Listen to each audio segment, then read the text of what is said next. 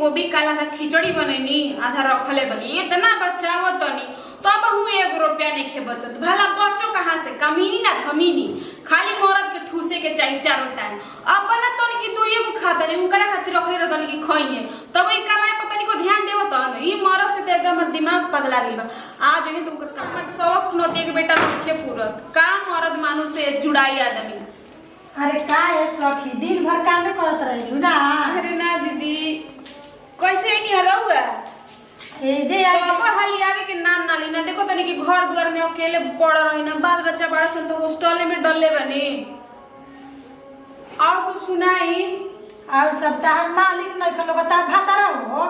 कहूं गोल भी कमाए मोती के बेटा कमाता कहां बा कमाए तो हमर जेरे जुड़ाई रही त गोल भी कहूं कमाए आ कतना कमा के तारा के देवेलन हो कतना का कहियो 100 रुपया कहियो 5 रुपया ना। हां ये दादा हमार मर देखो कमाई जरन की 500 600 700 डेली कमा के देवेलन एक दिन में। हां वो एक दिन में कमा लो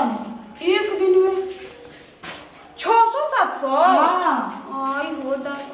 हमार मर्द कहेला नु भर दिन रही बहरी आ सांझ खनिए ना का करो तड़ू हो का बनले बुड़ द खाई ई ना कहे कि हां कतना कमा के रही पहले पैसा धर पहले आई ना तो ठूसे के मांगी कि पहले खाए के द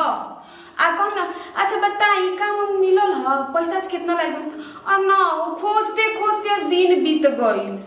बताओ ई खाली खाए के हाल जानलन का कैसा तार भातार बा मिलल रुक चलते तो बुझाता कि बाप रे बाप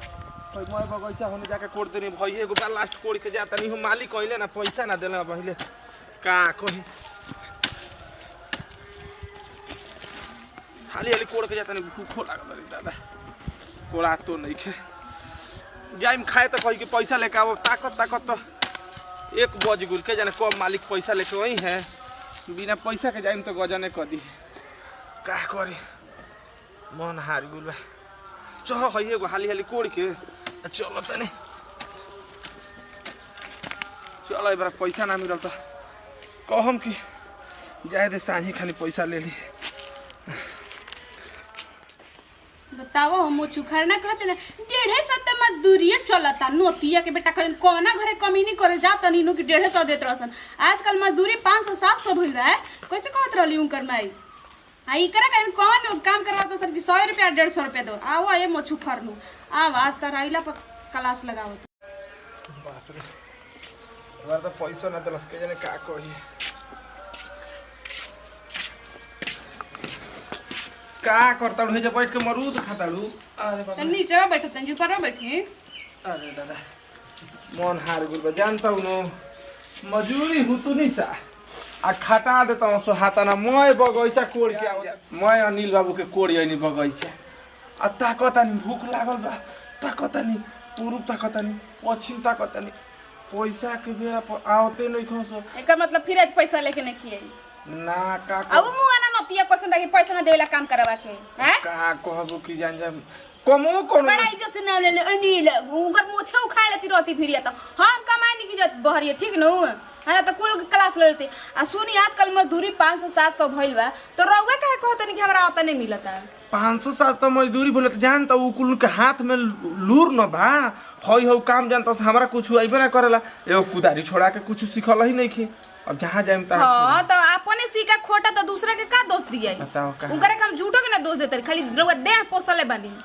जाय दो पैसा ना घरे हम भाठा गइनी चलो ना तनी मने दु कर दो खाली कहां ले खा के दी हम खुद खाए नहीं कि हम उनकर अथी लड्डू के दो अथिया पर तुर के अमरूद खाता नहीं खाई नहीं खूब बनइले खाली सब्जी त बा गोभी उसिन के रख दी चाउ खत्म हो गइल बा अरे बाप रे ई त रहन हमर ससुर ऐसे नीमन कि घरवा बना देले बड़न त ऐस करत नहीं ना त रौर जिंदगी में नु त कटोरी लेके भीख मांगे के पड़ी ज्यादा 1 गिलास पानी द मीठा बानु तनी मने दहत ना अमरुदिया हम खा भागी बड़ा जूठा देता नहीं खाए के ओ खा गइलो अब का बड़ा खून ज्यादा देखो कुछ हो के त तनी मने हतरी से कुछ हो के त चल झूठ बोलनी है सब चीज बना के रखले बानी हम त जानते बानी कि रोज वाला करनिया होइबे करी तो रोज माथा फोड़ला से ठीक न बा चलो जाए चले जाए दो एकदम जीव हाई कर लूगी बा बाप रे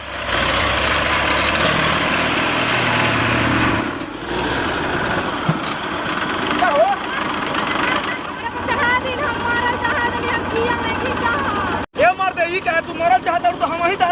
बचावे खातिर पानी है दुनिया में हमरे पे इल्जाम लगा के मरबू हट गाड़ी के आगे ले जाओ तो हमार मालिक बोले लगी है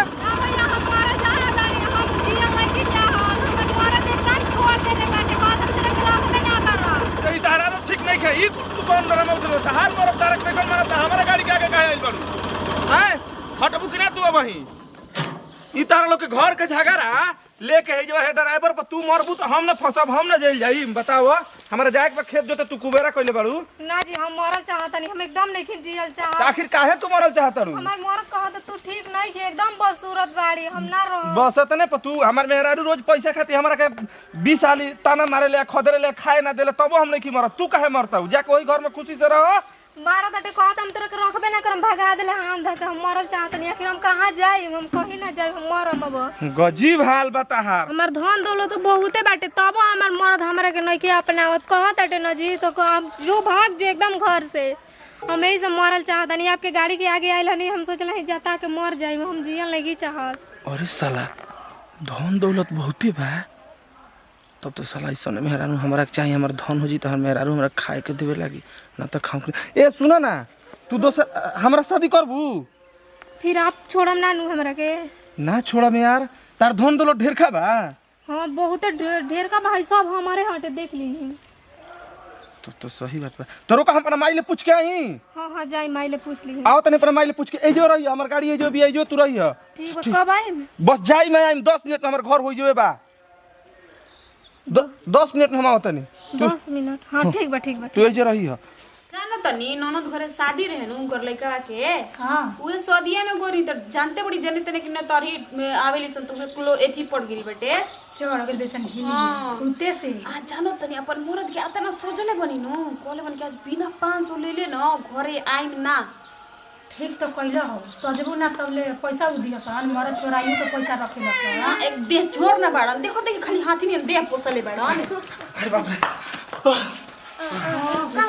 आओ तनी धौर तनी इनके कहने भेजा ना हम एगो सलाह बता रहले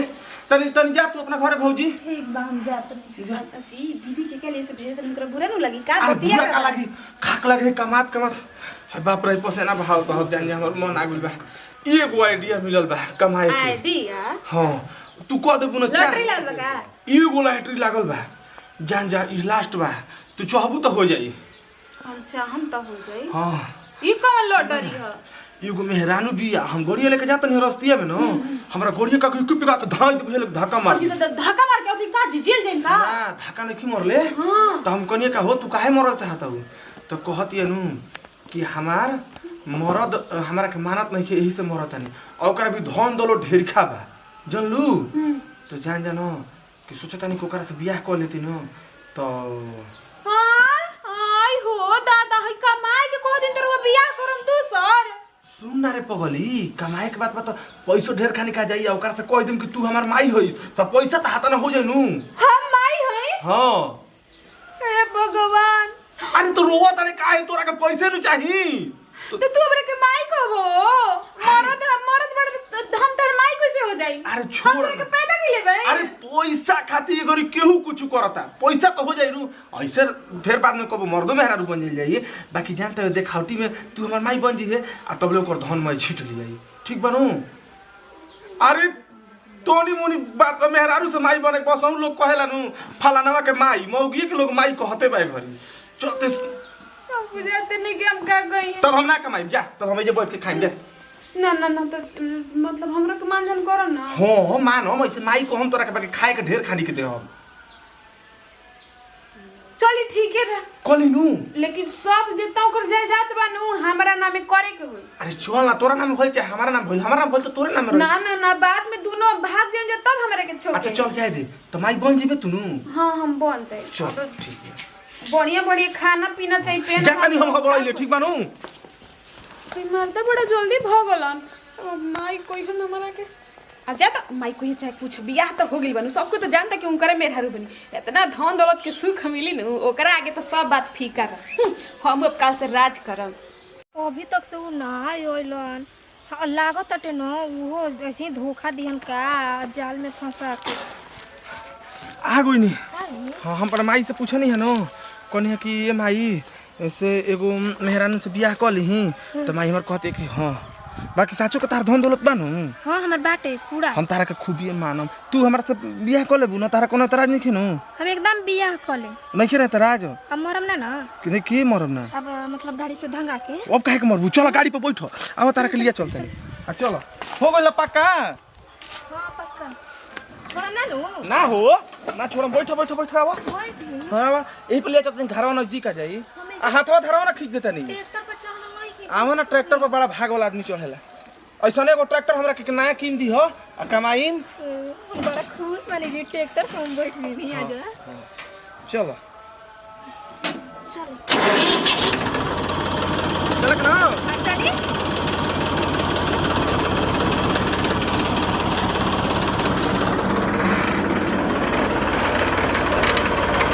अभी तक आइलन ना ओबे सासा देखो देखो कितना साँझ होलो नहीं सुहाग का मनावे लगलो दीदी के बोला अरे काहे खातिर बोलाई है कने आ हाँ दीदी जानो तो नहीं खी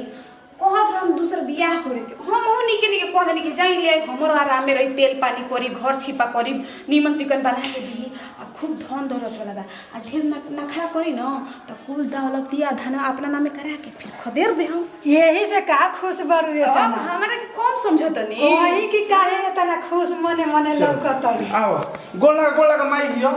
गोल लगा तनी खुश माई रह खुश रह जा कैसे होगा जा तनी परीछ ली न तो दुल्हन सुघर बाई नु हाँ कन्या तो ठीक है बड़ी लेकिन बड़ा शौक रे बबुआ की तनी धूमधाम से बियाह करती आ जो तहार पसंद त हमारो पसंद का हो त ई तारा नु जिंदगी भर रखे के बा दादा गीत नया होए लागती है तो माई लेखन नहीं खेला गो गीत गाई दीदी गीत गाई होला बाबुआ पलकी कावड़िया मंगिया बहोर बहो खोला बाबू पलकी के वड़िया मंगिया बहोर बहो केने बाड़िया बनयामा गाय जिरगो का भूला जाता नहीं गीतिया तू ना गबरा दे तोर गावे फिर से गाय बढ़िया से हाथ के सिनोरा ले ले अम्मा बाड़ी खाड़ हो खोला बाबू पलकी के बड़ी काटो मंगिया बाबू काट लो। खोला बाबू पलकी के बड़िया मंगिया हो रबे हो कैसे में